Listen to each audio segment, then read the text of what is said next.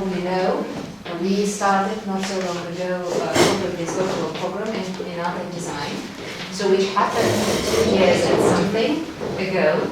So it's quite new and it's developing. And we understood that in other countries, this idea of PhD in fashion, or not in fashion, but in art and design, is developing in a very interesting way. So there are new phenomena appeared, new formats, such as PhD by practice, practice-based, theory-based PhD, and we thought like maybe it's something we should be talking about here to be able to somehow allow more space for research to those who are normally outside of that research, towards those who are seen as outsiders of academia. And at the same time, hopefully, to enrich the research done by academics. So it's about this merging, which we tried to show yesterday, yes, how helpful it might be, this communication. And also discuss the formats, because we are here to actually somehow develop the very idea of PhD in art and design. And we, of course, see ourselves as kind of pioneers in this field, because we see there is a need to change something. So it's great that you're all here. And of course, while I was thinking about who is going to come and who is going to participate in this roundtable, I thought about all of us in the first place. But of course, we decided to exploit you, as you're already here, especially because I know that both in the UK and Denmark, as well as in other Nordic countries, the very idea of PhD by practice and connection between practice and theory is very much developing. So this is more or less what we're going to talk about today. And I'd like probably to give forward to Joe, who I already started asking questions.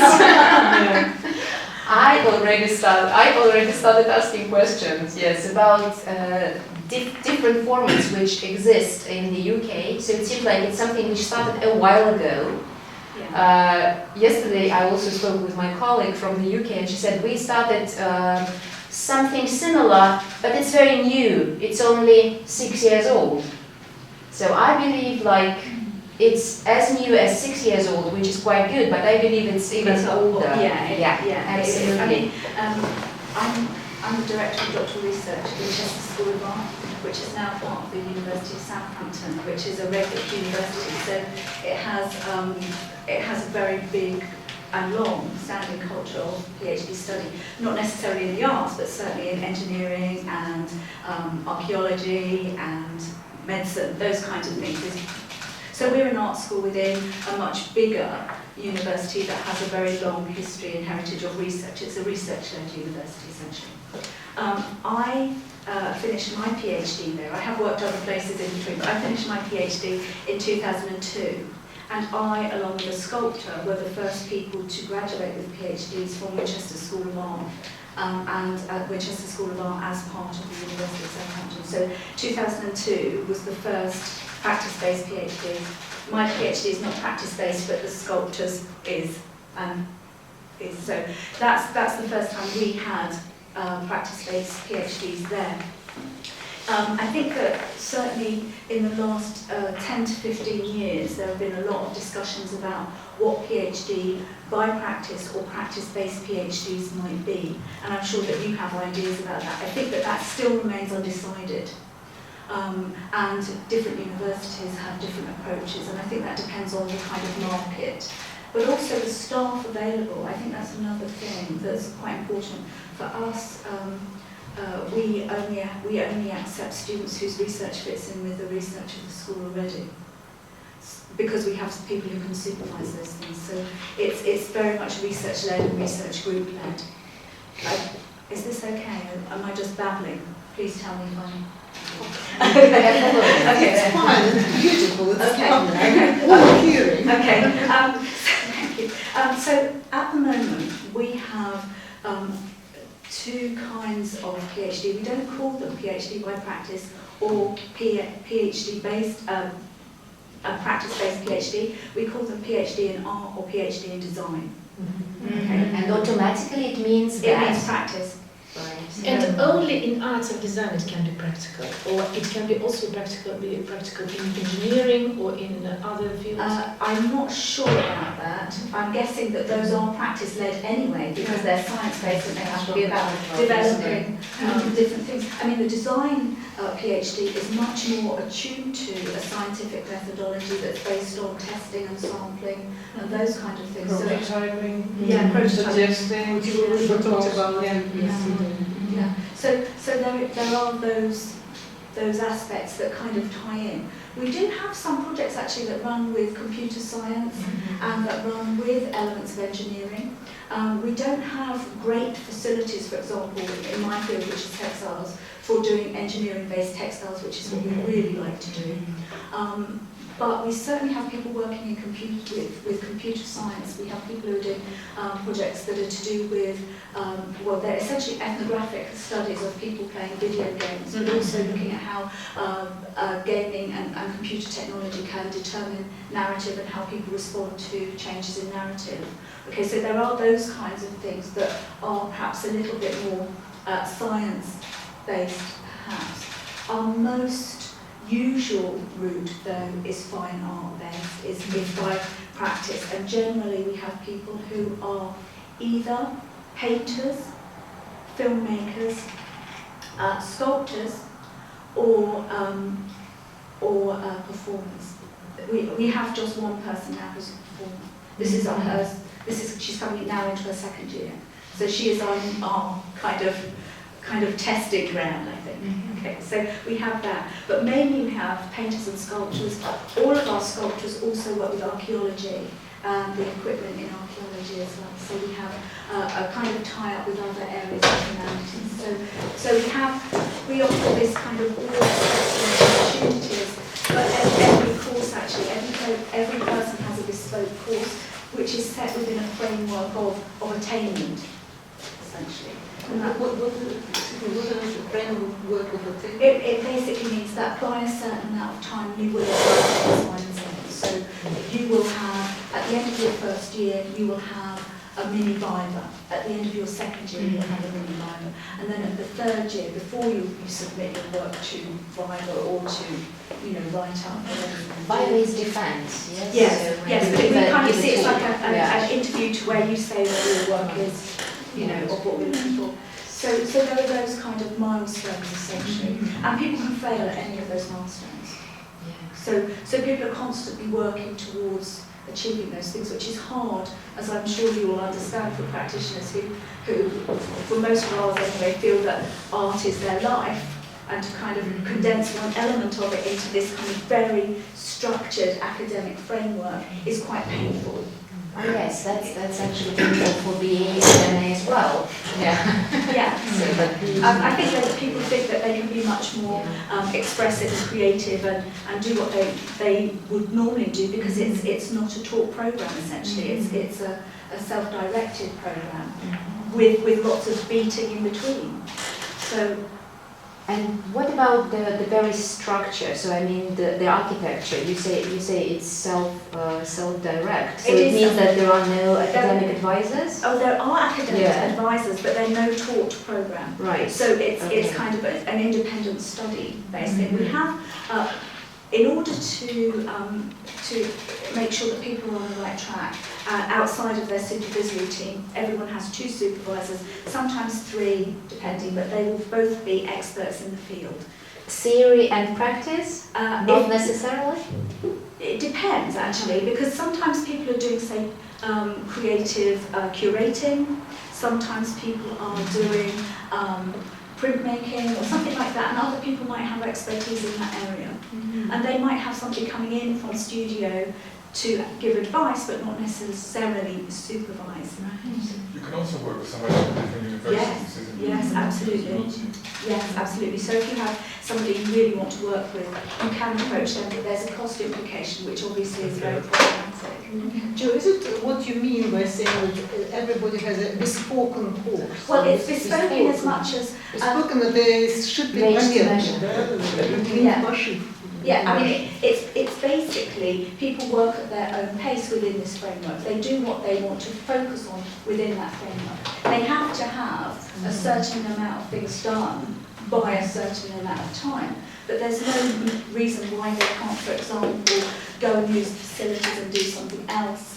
You know, say somebody's a sculptor but they want to do fabric printing, they can do that to experiment with all of those things. So there's nothing that says you have to be in the studio between this time and that time. You don't have to actually come into college at all. You know, we can see your life. So we kind of try and meet the needs of other people. So also, a lot of practitioners will have their own exhibitions outside of the PhD. So we try and allow them to bring that into the study or to support that in some kind of way. So and we also encourage them to go to conferences and do those kind of things. So it's not it's not bespoke in like we cut a different cloth for each person, but each person has an amount of wiggle room that they can negotiate in a way that you wouldn't on a postgraduate talk program. So are there any specific requirements which are different from the academic research? Yes, yeah, they have to be a good practitioner. They have to be able to have a good portfolio, and also they have to be able to demonstrate the originality in the field and their knowledge of the field. And I believe you do that with interview here, don't you? Do they have to write articles? No, they don't have to, but some people choose to.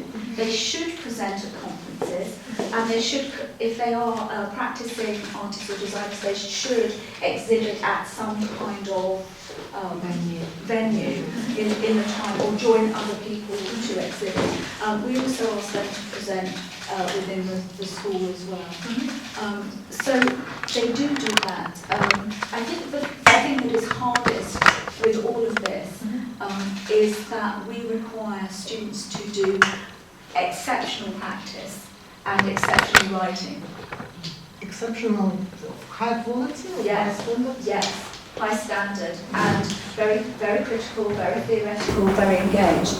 And I think this is a hard ask, actually, because people who are practitioners are not necessarily writers. Some people are, you know, some people are great. But if somebody asked me to write something, I'd be very happy. If somebody asked me to paint something, well, I could paint something, but it would be rubbish. You know, so this is a complete. This is the kind of argument that we are constantly having, and this is something that's often is still under review, actually, as to how we might marry those things or make it a little bit more towards the practice and less towards the theory.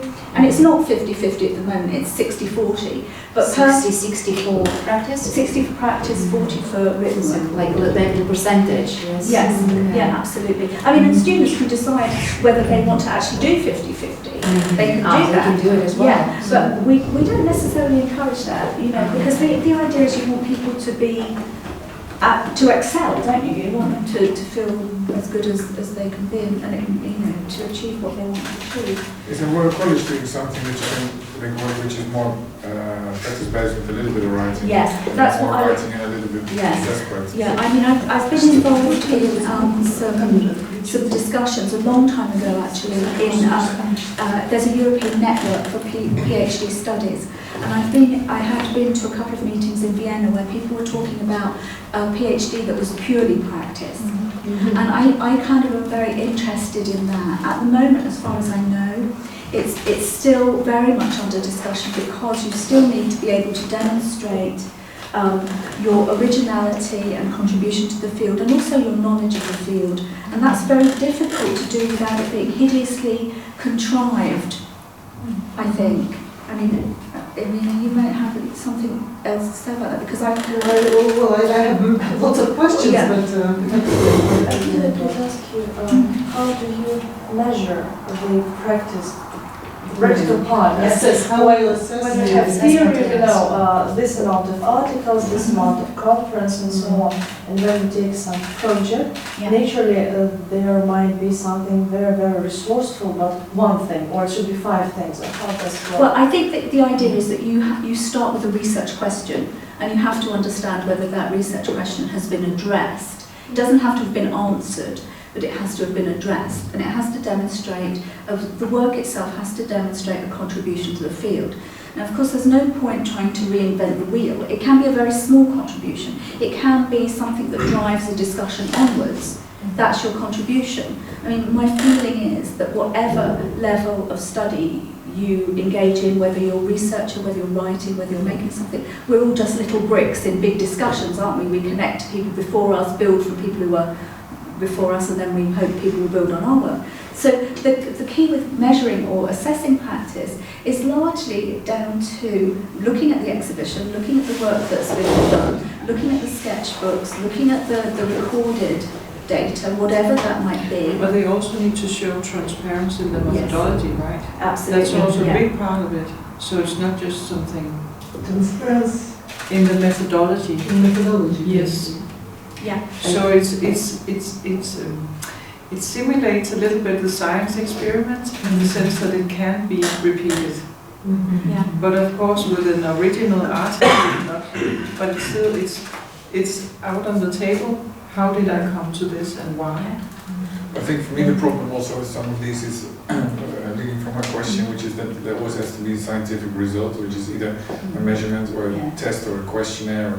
Which No, I it think doesn't we're- have to. No? No, we don't do that with LCF fine art, does. no. We also don't do that. No, we don't do that actually at all. In fact, we can't discourage Yes, it. they live in a different world. And who decides then at the end that this is a Yes, worthy. So, okay, who assesses? There's Who a whole assesses things? variety of people, and also Yeah. it's developed over a period of those 3 years. If I talk to you about it in terms of the process, it might be easier. At the first review, they have 2 independent examiners, one who is an expert in the field, one who is not an expert in the field. And this is very useful because it means that somebody who knows the stuff will recognise it, and somebody who doesn't know the stuff will be convinced or not convinced. Okay? So the student presents their work and they discuss it and they talk about whether the student has met the criteria at that stage, and then make suggestions for development. The next stage is very similar, but that has to demonstrate that it has all of the qualities of, say, a literature review, which may not be a literature review.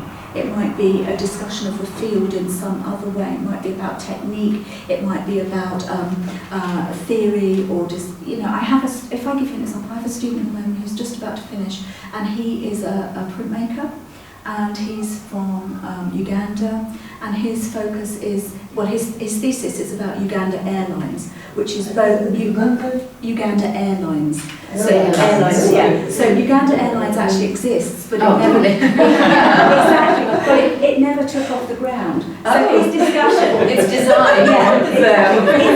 it's a guise for a kind of nation that is trying to present itself in a particular way, but actually underneath is something completely They different. don't fly. No, they're on the airfield, on the runway. They go nowhere, and that's his. Why do you want to go anyway if you're in Uganda? Well, exactly, holiday. But his thesis really is about the idea that what we see is not what actually we get. It's the idea about being a border artist and your work actually not being seen and being on the periphery of things, and how one negotiates borders by going in and out of these things. And he sees himself as a trickster, which is something that Hyde has written about. So he kind of goes in and out of places and borrows things and tears things and rips things and makes these amazing collages. And it's basically about talking about what we see and what we don't see in this particular context. So his work has a very, very political basis, but his work also draws on, say, German expressionism. And you can trace it through an understanding of the history of collage, a history of collage for protest, a history of invisibility. You can see it from a colonial perspective. All of those discussions come through in the actual practice.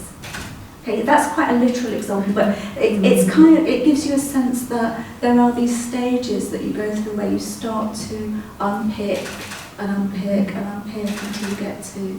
It seems to me that you have a more like, you know, this attitude when you are designing the way you assess in the process of the work being done. So it's much more free attitude, like, okay, so if you think at this stage an exhibition will do, let's do it. Well, yeah. But it can be a lot of things, so we call it, it's called research through design.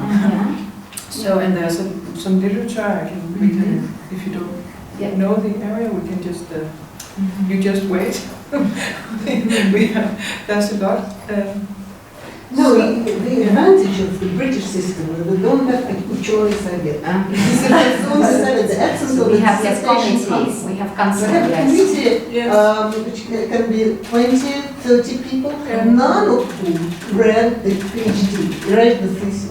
This is terrible. They are always scored by reading a short summary, looking at the candidate, and then voting. Yes. And it's that's changing that. It's a very ancient German system. So that's 19th century. Yeah, but it's changing now, at least here at the High School of Economics. So we now have, yes, we do have this dissertation council, but we will also have committees. Like committee, which is especially designed for this particular thesis. So I mean, we have examiners at the end. We have examiners who are from inside the art school. We have somebody from outside the art school, and we have examiners from outside the school who are experts in the field. So we have a lot of people discussing that, and it is very serious, and it is, you know, it does take a lot of time. It takes a lot of well, everybody has to have read the thesis, for goodness sake, and have made quite detailed comments on it, and also to have made very detailed comments about the exhibition, if it's an exhibition. Some students, I have a student at the moment who's making books, so there are those kind of things. So there are those kind of things that people take into account, and then there's quite a serious viva, not quite as scary as in Scandinavia, where you have that's where we're going next. Somewhere where it is scary. Because now it feels like it's, you know, resort. It depends what you're talking about. Yeah. Scary or very festive, you can say, because it's the party for the well-prepared PhD student. Well, it's the key word. Yes, it's I have one question, because we started with very practical and very important for us things, because we are really ignorant about this system and we want to know about it, because we are going to it. But now I want to move to absolutely different side and ask, why do they go to the PhD? They are absolutely practical people, they are artists. Why do they want to get PhD? Okay, well, there's a couple of reasons. The first one is practical. The first one is that in an English university, if you want a full-time job in a studio occupation, say you want to teach fine art or you want to teach writing, it is very useful for you, not essential, but very useful for you to have a PhD. For the salary? Or just to get a job. Yeah. It doesn't matter. I mean, salary is just bad, whatever you've got. So, you know, so generally it's quite difficult, obviously, to make a living as a painter, for example. So you might want to work in education, you might be, you know, love education and want to work in education for that reason, but largely you are at a really big advantage if you've got a PhD. so for teachers it's clear, and if they are And the artists. same with if you want to go at a museum, you know, nowadays, if you don't have a PhD, Oh, okay, so you feel that now there is... it's not feel, it's like, that's how it is Or now. to get grants. Get grants. But to get a museum, to be an inspector at the museum, you need a PhD. It's so competitive. It's so competitive that the PhD. And of course we need people who actually understand the arts. So we need the people who can actually do it. No, I understand in general for the university. Yeah, but I understand your For question. the person, if this is an artist, but it's clear. So there are two. We talked about it, Ilko and I yesterday, because he's been offered, why don't you do a PhD? Because sometimes for designers it can buy them also some space to really investigate and go very deep into something that is not related to, say, an exhibition or a job or something you need to deliver. It's more like you can really study something and experiment. So it gives you some time for that. But of course then there's the writing part that scares many practitioners, and it does need very particular and careful, you take care of this person you advise them in a different way than a trained academic that is just been writing all the time. So it's actually not only to decide on the format, it's also about if you are able to support those people who are coming from practice and trying to somehow exist in a very different environment. Yeah. We started research through design in 2003, and the first generations, some of them were not successful because theory became something very angstful and so abstract, not connected with their work. Whereas now it's more like part of the research that it kind of opens up your head for different opportunities, different ways of seeing what It's can you interesting. So do. do you connect it with kind of material term in studies? I mean, Can be. Yeah, sure, for sure. Well, it's interesting, what drives people who want to come from practice into theory, and I see at least one PhD student here, our PhD student, who is an artist, and she's actually with us and doing very well, and teacher. So it's interesting what actually made Julia make this choice. Was it because you... Sorry. But was it because you felt like you wanted to become more theoretical, you wanted to somehow, just deepen your practice? Or was it because you wanted to go a bit further in teaching? Because, Julia is a teacher at the same time, so which may be sometimes also one of the driving forces, Можно по-русски? So we will translate. Yeah, sure. Прежде всего, я хотела бы структурировать все эти знания, которые у меня есть как практика. So Julia says that she has certain knowledge as a practitioner, and she wanted to kind of find better structure, everything she knows as a practitioner.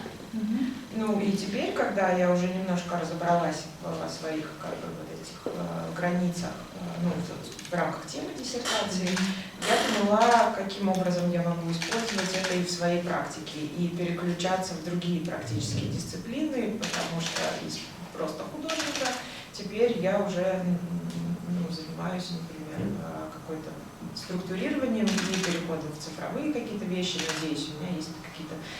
То есть... Okay, I will try, but I'm not as good as professionals in this. So as far as I understand, while you were thinking about your topic, it actually helped you understand where else you can travel in your practice. For example, from being an artist, more or less a traditional artist, Julia is now thinking of moving to some other fields. Computer, viral, so it helps widen your horizon and borders to see if, I think I did it. Okay, so We also talked about yesterday with the models that... Well for me it's the same, but it provides structure. Because, you are a practitioner, somebody who's been offered to do PhD, but somebody who has refused. No PhD in my life. Some people say they want me to do a PhD, and others but then the department itself has a different plan. Okay. And I'm not really particularly interested. I think I'm using models myself for the same reason as you, to organize my mind, and also to implement them for MA students. So as a teacher. Teaching, yes. I just changed it a little bit so it makes it easier digestible, but in fact the structure is the same.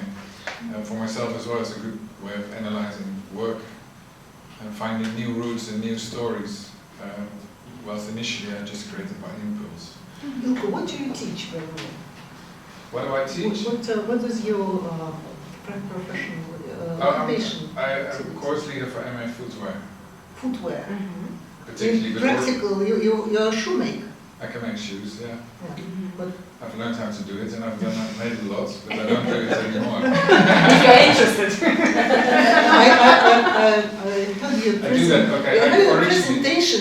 Sometimes it was weird, and you were not talking about your own work all the time. You were showing No, I know, so other for me people's work, but you actually within the university. What is your course? well, my own work is what I did in the beginning, but that's a partial element of the work I do, particularly relating to a particular thing. But what are the modules you teach? I think that's the question. yeah, okay. So, There's no modules. I've completely designed the own structure, which is part of what was missing. But I'm using anarchist principles within a neoliberal framework in order to see if that will work. Good.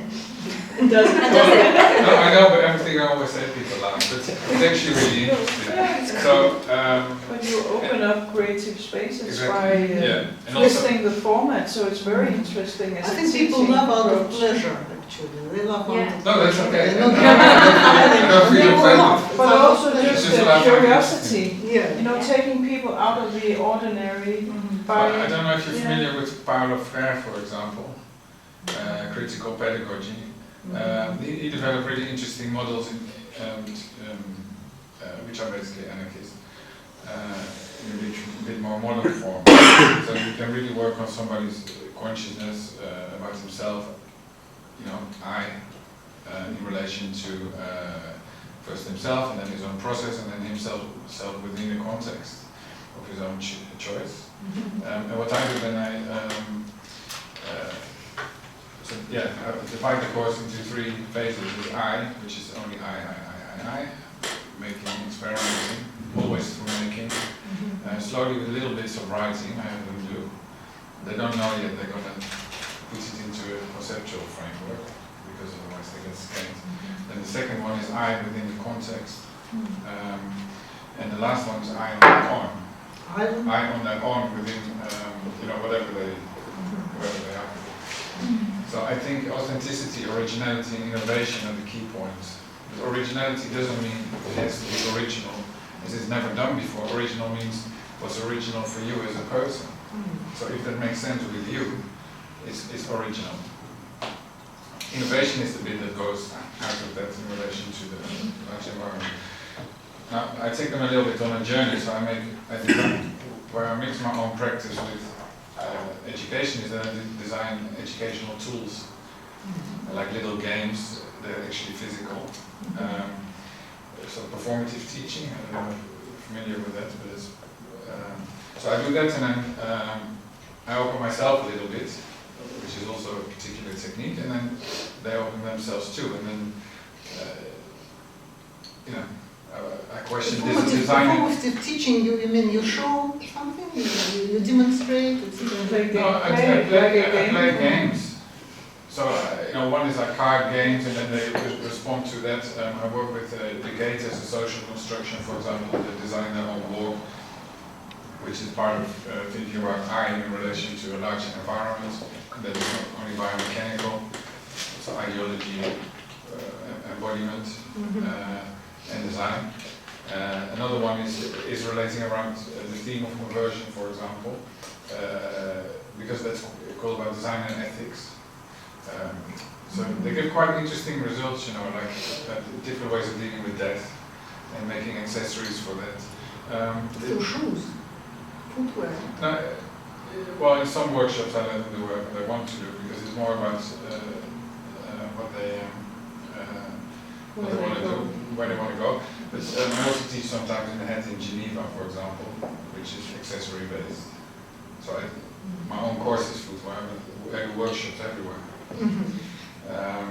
Here with us as well last year.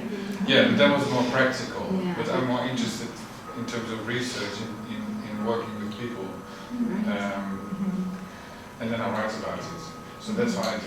Thank you. I actually had a question to just to finish that a little bit with Yulia. I'm not going to ask you, but Tatьяna, who is Yulia's academic advisor. So do you find that it's different to work with a PhD student who is actually a practitioner in the first place and who is moving to this new sphere? Do you find it's kind of challenging for yourself as a theorist in the first place? Do you feel like it's also like leading you to somehow challenging your own borders? Because in my case, when I teach practice students who do fashion design, I feel like it really makes me move somewhere else, like curating exhibitions. And that's why first, is it challenging? How do you feel that? I mean, how do you work with it? Is it different? It's different, but in a good way. It's very refreshing because Yulia, she's highly motivated and she's very humble, and she haven't said that she works on textbook project. To make textbooks for children for educational purposes, and also she's trying to develop some kind of illustration search engine, which will, as I understand, which will turn into eventually into some kind of neural network, and it will help, as I understand, to create illustrations. So that's the plan. It's actually a big plan, a big picture, and now she can see it, and I was there along the way. And what I have gathered from this discussion, it's and what I think about this PhD by practice, it is harder to write a paper and make a project.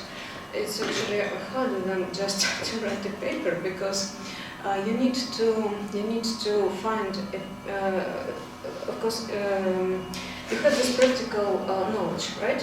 In the case of yoga, and you have it like in your fingers. So you know something by sight, by form, by smell, by heart, I don't know. And now you need to raise it to the level of academic research, to the level of PhD type research, and it's pretty hard. And you need to find, let's say, a piece of theoretical evidence to support your practical case, to formulate this consistent theoretical framework. But if you can do it, then you will have your creative work, and you will have your reflective commentary as a single coherent body. And this way you can make a difference. I mean, this track, it implies like cooperation, it implies like social interaction, it implies social impact. You will be thinking from the start about how to make a difference, however big or small, in the world, right? How to make textbooks better, for example, or something like that. So you will be thinking about this rather than chasing citations and gaining academic use, which happens too, unfortunately. So I think that it's more refreshing, and it's actually good for academic culture to this way of doing things. Of course, while maintaining this high quality what you have talked about. So that's it. Thank you. I think actually you're right. I think that sometimes the theoretical component can actually take over, and then the artwork suffers as a result. And I think that's a really hard balance. But it also depends on the theory. Yes, it does. Because there is a whole theoretical area that is related to the work that you do. So Like when we started doing, because we were told to by the ministry to implement theory in our design education from the beginning, from bachelor, master, we studied other schools where it was very much divided. So you had your practical courses, and then you had this design history or design theory. Nobody cared to do it. They didn't know why. So it was kind of a secluded area, and Like appendix. Appendix, Yeah. and of course they just cheated because they didn't see, the purpose. And slowly a lot of theory has been developed that really talks about what goes on when you are into, working with materials and all what you're talking about.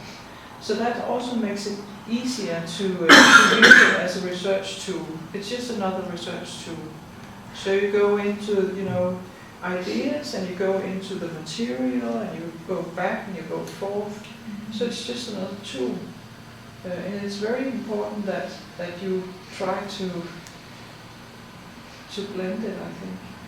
Yeah, because many academic works, they are entirely disconnected from practice, right? Yes. And they need to mirror them back. Yes.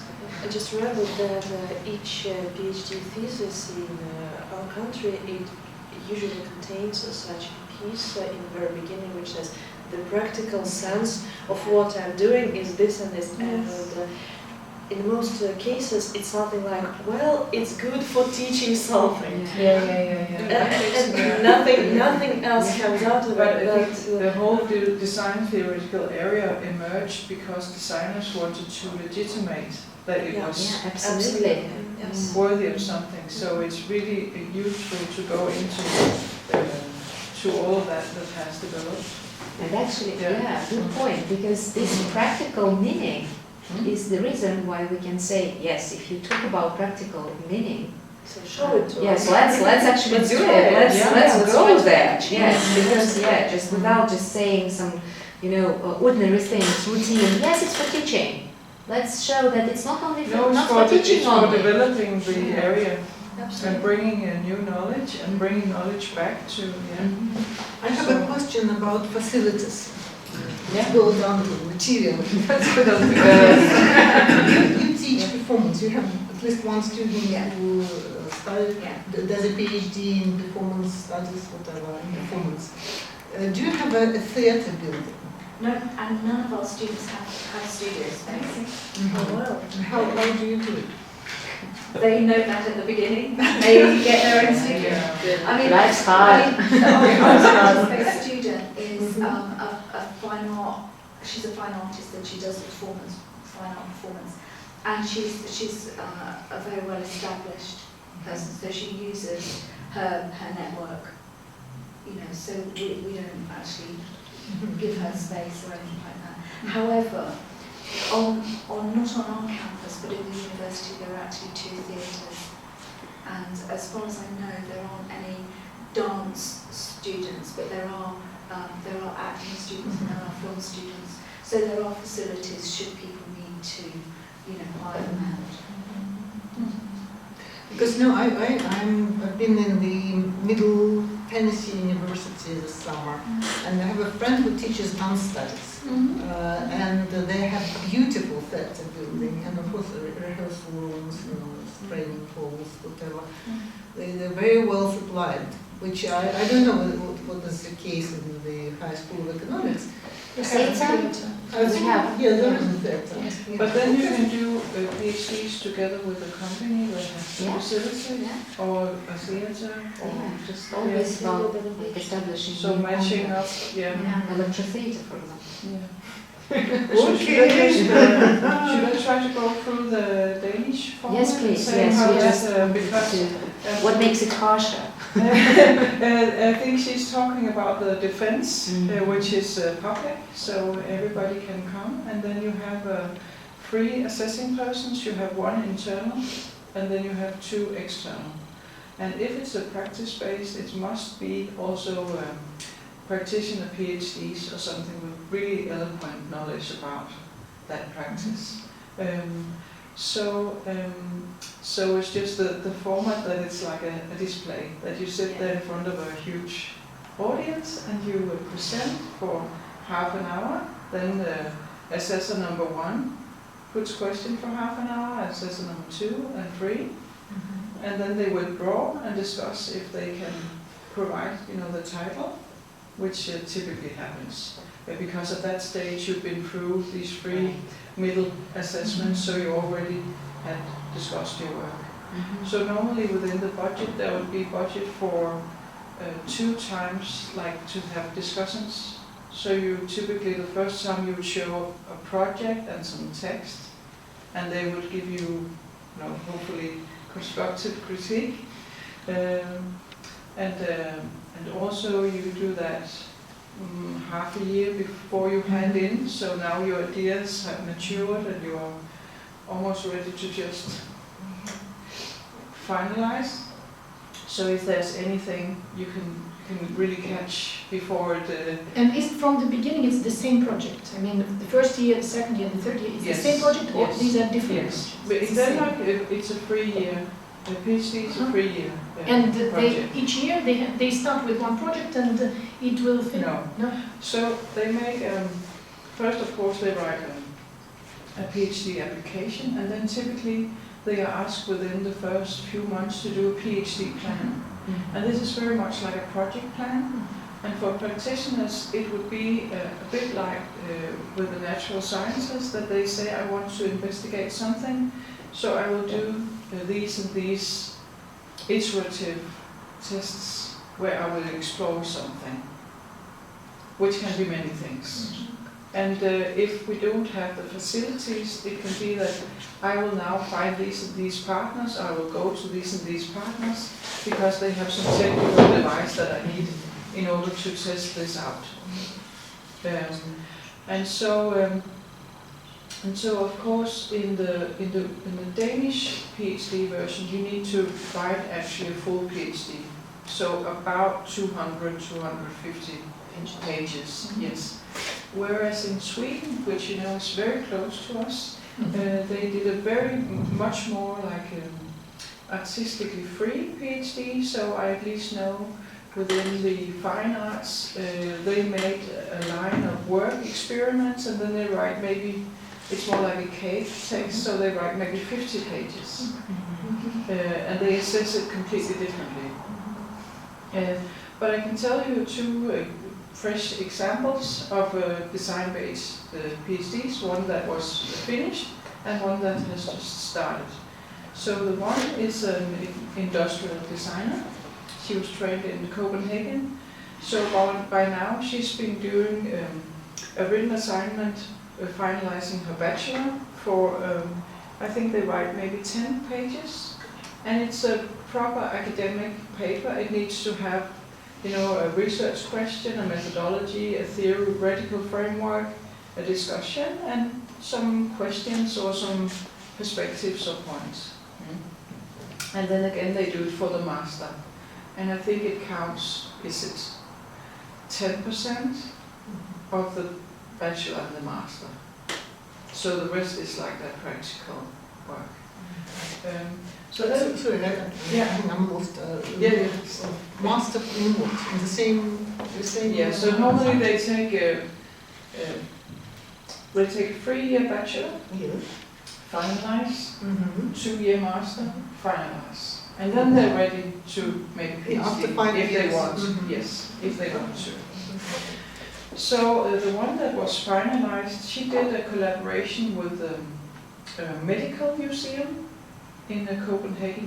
They have these fingers, eyes, things in liquid, and it was a very old museum. So the exhibition had been there for a long time, and it was very passé in the way it was exhibited. So her project was to, how could she develop new ways of exhibiting these things so it became more relevant or whatever. And of course it's very particular types of objects we're talking about. So she conducted a line of experiments where she went into different areas and prototypes. And And then for the assessment, she wrote the PhD very much like a natural science PhD, that she explicitly told the methodology of her experiments. What had happened, what had she realized by doing this, what happened between her and her work, and how did that contribute to the field of, doing exhibition interior, I don't know what's the name is. She was not curating, but doing museum design. Museum design, yes, thank you. Yeah. And so this was her PhD, but she wrote the full PhD. So you could say like her experiments would be a little bit like doing field work, but it's really in line with natural sciences that you do these iterative testings, and you realize that maybe you end up somewhere else than you thought, because it takes you somewhere. And that's fine. She doesn't have to deliver like what she set out to do. It's more like exploring. And then she can tell, how did I explore it? What did I find? And she can show the objects. And so, of course, the assessment was a question of her theoretical framework. What did she bring to the field? Was her methodology transparent? And what is her contribution? So now another PhD just started, and she wants to work with circular economy. Circular economy. It's like, how can we when we discard things, when we throw things out, how can we take them and take them back in loop? Yes, circulate. Yes. Which is like a hot topic, because we have a lot of waste where we live, so it's a big discussion. So she said, how can I take textile waste and make it into furniture? So she's a furniture designer by training from the Design School. So her investigation will be that normally we would think that it would have this, as I talked about, the sustainability aesthetics. But she's actually going in to question that. So what can it look like? How can I take this textile waste, trash it, glue it together? And then she's working together with Kvadrat, a big textile company, and they have a little sub venture called Really, that has started experimenting with this. Like, how can they take the waste from Kvadrat and turn it into like boards? So through that, she visits some places where they have some new technology for shaping and pressing and all of that. So she will be doing these experiments, and she will do free. And alongside that, she will also do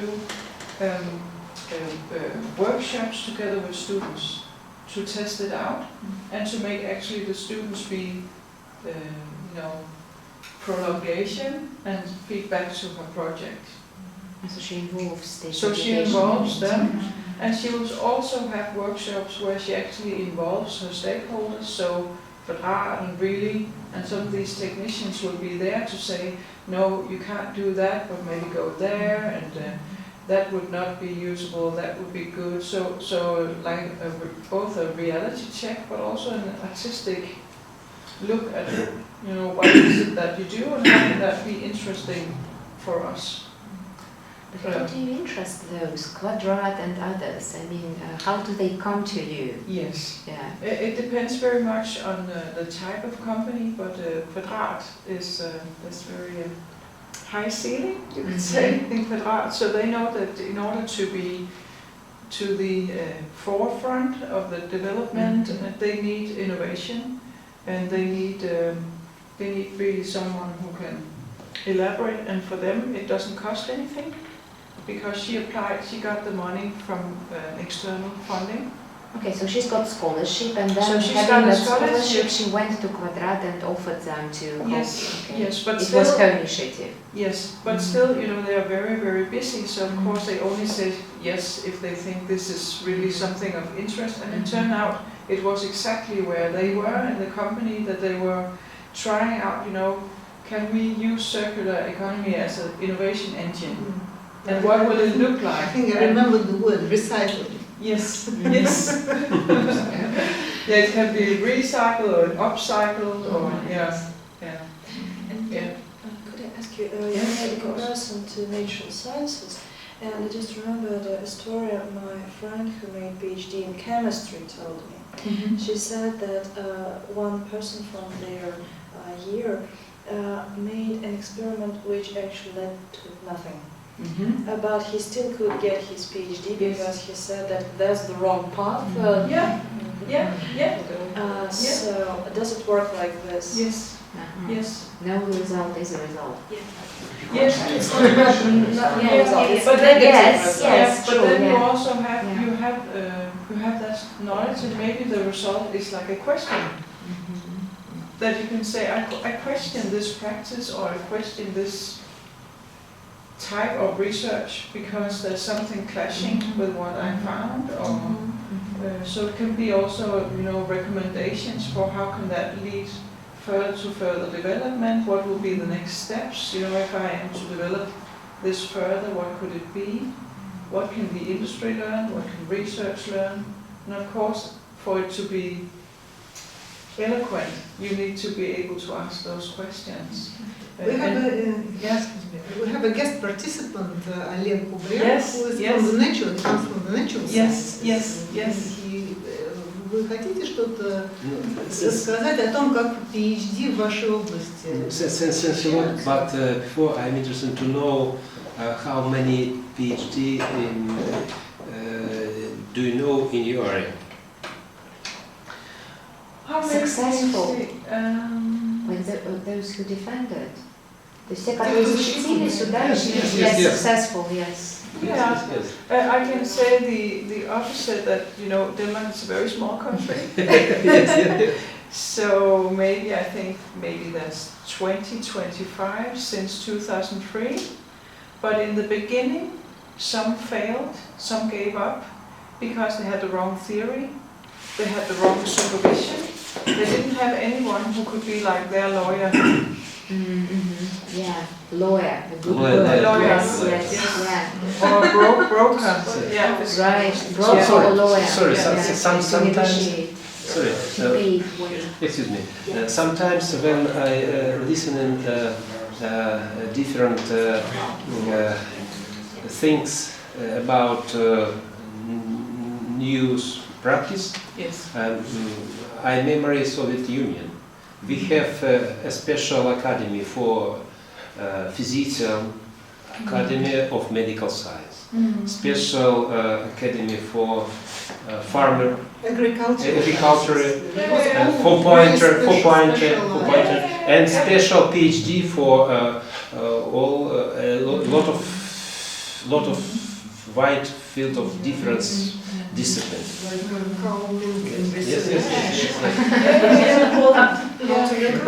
But I think big differences between PhD as science and PhD as practice. It's target. The science have a special target. It's a news. It's a true. A target. Yes, target. Sorry, my English. No. Not anymore. Not anymore. Please comment. Everything is designed. Yes. So it means a lot to the way we behave. Like we have designers doing PhD in hospital processes. Yes. How can you make better hospital processes so that people get quicker well? So the nurses have a better job. So the doctors have a better job. No, sorry. Maybe. And this is a design process. Yes. You use design tools, so everything is designed. Yes. Maybe. But it's not that you can measure. It becomes true. Maybe I need very think pronunciation. Может быть по-русски я хочу сказать. It is not a problem. Maybe Irina translated my thinking. Она переведет, давай. more correct than me. Я хочу сказать, что целью науки является поиск истины. Да? То есть мы не можем говорить... The objective of science, scientific research, is search of truth. It's differences with practices. That's the difference with Yes, but it's about science paradigms. Как абсолютная It's about ontology. So if you believe that the world could be measured, yes. If you have another paradigm that you don't believe the world could be measured, no. Yeah. Then you question. So, I mean, and then it's of course very politically loaded. Because if politicians want to invest in design because they think it's important, then you can have an academy or university of design. This is what happens in our countries. But of course people before us said, but this is very important for us because of nation branding, city branding, experience economy, attracting good high-skilled workers, all of that. We need better design tradition, we need to know our own tradition, we need to develop it, yeah. So, it's politics. Sometimes we all know that. Design practice is better, more valuable than abstract truth, which nobody can lose. Maybe. I think we're looking for different parts of big problem. Maybe it's different parts of human No, mind. it's a big discussion, and this is also why the first design research started in the 1950s. And what they did to legitimize what they did was to actually write it as if it was natural science. So they put the design process into a formula. And as Ilko said, you know, all of these models, it's not that this is exactly what happens, but it's just you can show it and say, this is science. But of course, in reality, you wiggle, but you also do that in natural science. It's just they don't say that. Yeah. This is actually why I was talking about social impact and cooperation. Yes. Because you need it, and it's even if you want to do a project, right? You need like 5 people, maybe more, and it's harder to organize them than to write a paper about something like that. Yeah. And then, if it's an art exhibition, then you will have 20 or 50 people. More, less, it doesn't matter, and they will come and they will learn your artistic statement, and it will spread, maybe, and it just one piece. So yeah, it's like. But it's empowering. You know, when you can put it to words, it exists. Yeah, it exists. Sadly. Not only in words, it exists as this whole body. Yes. Like theory and practice, and it exists like more. Yeah. But I would encourage you, there's a conference called Cumulus. Yeah, we know, we're actually hosting it in 2020. Yeah! But then they will all come and you can just Start It seems like this, we are just starting this discussion, and hopefully there will be some projects, joint projects. Yeah, and they always have PhD tracks, so there will be lots of people. I mean, you'll have 50 times us. Yeah. So yeah, and also how it varies in the different countries, because it's, you know, it's Italy, it's the US, it's Canada, it's Britain, Scandinavia. We all do it a little differently. Yeah, true. So of course there are different models, but it's all about this kind of cooperation and actually this combination. So thank you so much. But before we finish, because we do not finish, we just open it. We just started. For sure. So if our guests have questions, because it's funny. Well, it's not funny, but it's interesting that we have 2 at least people who are performance studies experts, Irina and Pavel. Yeah, so just feels like performance studies is one of the spheres which probably makes us talk about this. Hopefully introduce it as a module, as a teaching module. We have so many trouble with that, with performance because we have painting, we have cinema, and it's more or less clear because you can see the product. And when it comes to performance, even here in the sphere of design, some people say, well, what is it? Yeah, so it means like, yes, you need to, designing the program, you need to answer this question, what for? Market, if there is any market for this. Well, do you have some ideas how to design this module? But in our countries, we're reading about Russian dance and performance and just thinking, oh, you just started the whole thing. You're the one. Now you know. Actually, my father was doing a PhD in philosophy, but he's a performer, a very active performer. But doing PhD in philosophy. No, because there is no place to do a PhD in performance. Yeah, absolutely. And of course, no place when you can combine two things, you know, this performance practice and. But I don't have answer to your question because I don't catch question well. But maybe it's a big long conversation. Просто что бы вы сделали, чтобы вот здесь развивать направление исследований перформанса? I think it's, I don't have answer right now, but it's interesting to think about it further.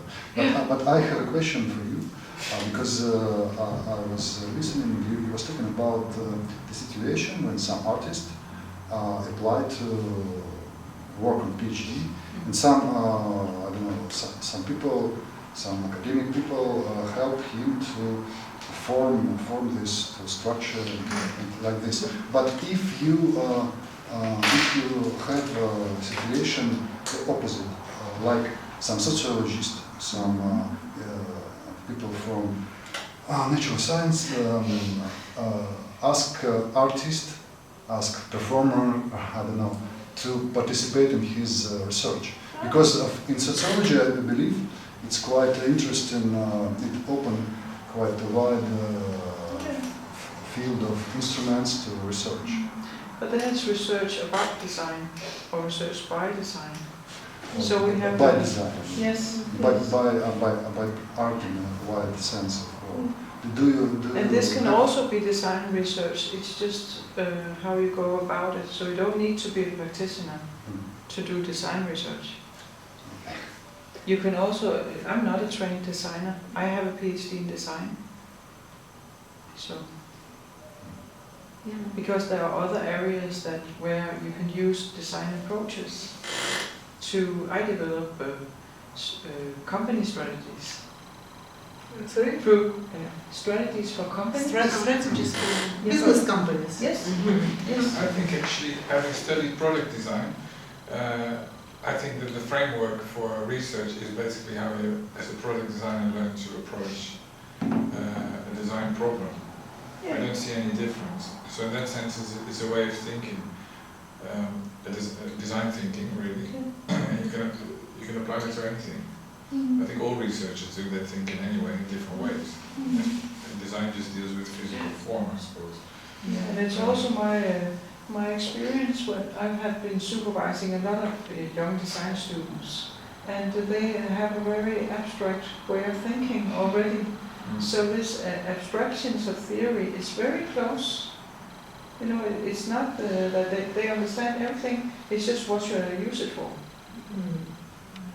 Right? Yeah, I think so. And in the industrial and product design, they take models from those sciences that you come from and apply them to the world of products. Originally with the marketeers, and then also with the conceptual, experimental developments of a refrigerator or something like that, or a rocket.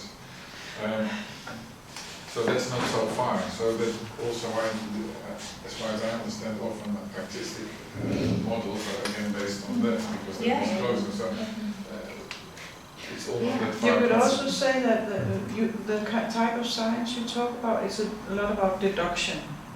That you deduce something based on something. But in design research we talk about abduction. That you have a question you want to answer and you go many roads to find. And you frame it, but maybe you need to reframe it. So it's a question of what might be. It's like a proposal, but it could be, and you explain what route did I take. can I give you an example? This is about archaeology, and this is something that happened in our university where archaeologists had found this particular round ball. Okay, and it's only found in the west of Scotland. Nobody knew what it was for. So in archaeology, my background is archaeology as well. So oh really? Oh, the more I know you, the more I learn. This thing, because it didn't have, nobody knew what it was. They called stone ball. Yeah, stone ball. Yeah, and they because it didn't have a meaning, they said, oh, it's ritualistic. That's what happens in archaeology. We don't know what it is. So it's ritualistic. So they found this ball, and they kept finding them, but only in this one place in the world, and they didn't know what it was, and they were all decorated in different ways. And they thought, well, was it a plaything? You know, it's a very, very old, thing. So the archaeology department came to the sculpture department, and this is why they work together now, and they asked sculpture students to make the ball, to remake the ball, using the same material, the same stone that was taken out of the ground from exactly the same places. And they learned through making what the ball was. The ball was effectively a craftsman's tool to take two places and say, look, this is how I can do this. So it was decorated in different ways because it didn't matter if it was completely decorated, it just showed a pattern. So it demonstrated that this kind of thing could only be really understood through making. And I think that this is a very, it kind of gives me goosebumps to think about it, because actually doing things and engaging in practice helps you understand problems that you can't just learn or understand from looking or reading. And I think that's really important, is that actually doing gives Brilliant. you Yes. Brilliant. Yes. And tell me again, what it was finally about? It was like a thing that you give, like a portfolio, really. Oh, so for a craftsman It's to like take patterns, the of work. patterns of what they can produce, to take to So how different good I am, look. Yeah. Good work. Yeah. Yeah. That's Yeah. almost ritualistic. Yeah. Isn't it lovely? Because I went to Stonehenge and saw one of these balls. It's like ritualistic ball, and I was like, no. Oh, great, yeah. So learning through making and actually learning more about practice through thinking about that. Yes, So this is, right. You know, when I made my studies in MSU on the Faculty of Arts, it was a unique idea, which is now more or less dead. Anyhow, there we had artists, we had musicians, we had some people from theater, and theorists at the same time, and they had the same lectures, almost. And our teacher of painting has said that no art critics or art historian is a professional if he doesn't paint himself, if he doesn't know how to do it. It doesn't mean that you do it in a good way. Just to learn the basics, yes, to know, yeah. Well, yeah, I think, yeah. Excuse me, I would like to ask you a little help me because I think it's mind fairly not easy for my translator. Я хочу вот о чем спросить. Я хочу спросить о том, если мы говорим о том, что различные перформансы, они как бы отражают, изучают действительность, каким-то путем, отличным от путей традиционной науки, да? Допустим, как-то сбоку. Вот. А можем ли мы сказать, что писатель-фантаст, который имеет только собственный мозг, и он моделирует какие-то там альтернативные реальности, выдумывает какие-то вещи, тоже изучает реальность таким образом, он может быть вот таким practice PhD или нет? A writer of science fiction or a writer of fiction, can he or she be a researcher by practice? Can he or she do the place where we came from is the Museum of Cosmonautics, and a year ago they did a fantastic conference, and it was also connected with the way science fiction artists, science fiction writers actually either wrote something which happened because they designed the future in their work, or something. Yes, I think it's correct, fairly correct. I would like to ask you if a writer who write a science fiction story have device only his mind, without device, normal device for science. But It's maybe practice PhD too? oh, it is. Yes, it is. Because you can do practice-based PhDs in creative writing. Yes. And it's by publication, Yes. and it's by Yes. a whole variety of reasons. So yeah, of course. But also I think if science fiction, you've got science fiction and SF, right? And SF is based on reality and science fiction is based on fantasy. reality. So then you do the aesthetic version. But if you do SF, then everything that you propose as a possible fictional scenario is based on reality. So that is very scientific, because you just construct a fictional world, right? We have general platform. Right, so it seems like you can do practice-based PhD any way you like. So, yeah, something to Our biggest impediment is dissertaционный совет. Because we have to retrain the examiners. It's no problem to train students or even supervisors. Train the experts, so-called experts. You need to do internal branding exercise. Oh yes, team building. Yes. Oh yeah. New science. Yeah, absolutely. Yes. Yeah. So it's a good idea. Yes. We need to design team building activities. We should invite you to be Of course we will. Yes. No, all of you. So it seems like yes, it's something very productive, and hopefully yes, we will probably discuss some joint projects in the future, which might be possible. Yes, between our universities, schools. So I'm afraid I have to somehow, yes, thank you everybody who has participated and actually, finish temporarily our discussion. Yes, and thank you so much, yes, to everybody, Joe, Ilko, Else, Irina, Alexander, Tatьяna, Yulia, Pavel, and Alek. So thank you so much for this discussion. So hopefully, yes, we will get back to this very soon. Thank you. Thank you very much.